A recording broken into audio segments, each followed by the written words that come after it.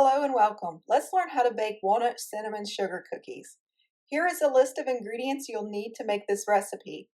Please preheat your oven to 375 degrees Fahrenheit or 190 degrees Celsius, and let's get started. In a small bowl, you need 1¼ cups of flour, 187.5 grams, 1/2 teaspoon of baking soda, 3 grams, 1/2 teaspoon of salt, 2.5 grams, and 1 teaspoon of cinnamon, 2 grams. The baking soda helps give a coloring to it and spread. That's true for pretty much every cookie. You want to mix this until it's well combined and then set it aside. It only takes a few moments.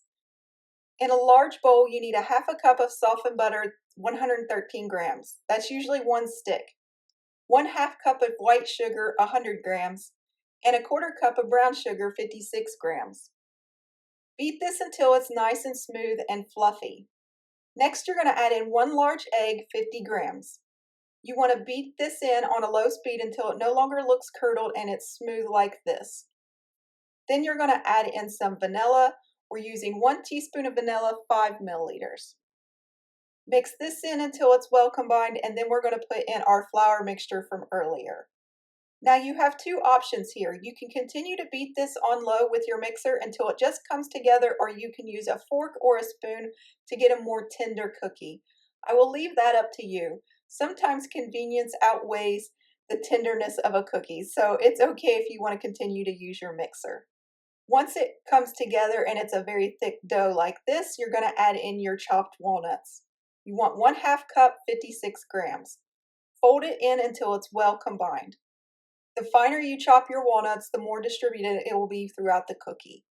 It will be a very thick batter. Set it aside and then get your baking tray. You want to put these on an ungreased baking tray or line it with parchment paper for easier cleanup. And then you want to put them on the baking tray 2 inches apart or 5 centimeters, and you want to use a tablespoon's worth of batter. If you're going to make a lot of cookies, I recommend getting a cookie scoop like I'm doing, as they bake more evenly and they look more uniform as you're done. You want to bake these 8 to 12 minutes or until the edges are golden brown and the centers are still just a little bit soft.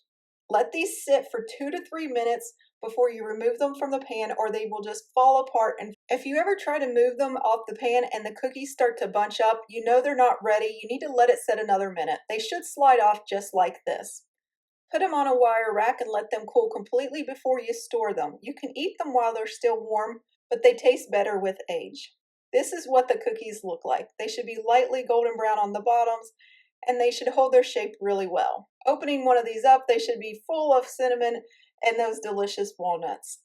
They are a very chewy yet crisp cookie, and I hope you enjoy them as much as our little dogs do. I hope you enjoyed this recipe.